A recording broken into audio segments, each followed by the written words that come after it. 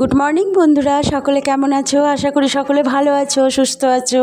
আমিও ভালো আছি, সুস্থ আছি। তো দেখো, আজকে একটা নতুন রেসিপি নিয়ে তোমাদেরকে শেয়ার করলাম। কি বলো তো, পুঁই শাকের পাতার বড়া।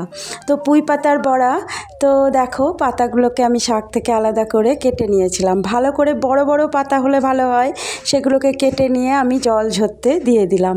এরই ফাঁকে আমি কিছুটা মুসুর ডাল ভিজিয়ে রেখেছিলাম।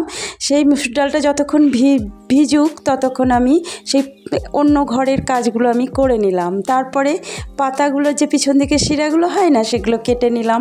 তারপরে মুসুর ডালটা ভিজে যাওয়ার পরে আমি সেটাকে মিক্সিতে পেস্ট করলাম এবং তাতে অ্যাড করলাম পেঁয়াজ কুচি, কাঁচা লঙ্কা কুচি, যেমন ঝাল খেতে পারবে, একটু ঝাল হলে ভালো হয়, আর রসুন কুচি, একটু লঙ্কা গুঁড়ো, হলুদ গুঁড়ো, নুন স্বাদ মতো, আর কালো জিরে। তো দেখো আমি ভালো করে মাখিয়ে নিয়ে একটা একটা করে পুঁই পাতার মধ্যে পুরের মতন দিয়ে দিলাম। নিয়ে ওটাকে আমি ভালো করে ভাঁজ করলাম। যেমন পাতুরির ভাঁজ হয় ওই রকম ভাঁজ করে নেবে, যেমন খুশি ভাঁজ করতে পারো। গরম তেলের সঙ্গে এটা ছেড়ে দিলে দারুণ একটা, মানে কি বলবো, খুবই ভালো লাল লাল করে ভাজতে হবে। হ্যাঁ, যেমন মুচমুচে হয়ে যাবে তখন তেল থেকে তুলে নেবে। তো দেখো বন্ধুরা, তোমরা এটা নিরামিষও করতে পারো, নিরামিষও ভালো হয়, আবার অন্য পদ্ধতিতেও হয়।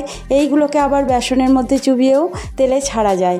তো দেখো আমি কিন্তু এরকম করেছি, আবার যেরকম ওরকম করব তোমাদের কাছে শেয়ার করব। তো বন্ধুরা, এটা গরম ভাতের সঙ্গে দারুণ লাগে। গরম গরম ভাতের সঙ্গে বেশ মুচমুচে এই পুঁই পাতার বড়া দারুণ চলবে। তো বন্ধুরা, আমার ভিডিওটা যদি তোমাদের ভালো লেগে থাকে তো ছোট্ট একটা লাইক করে দিও।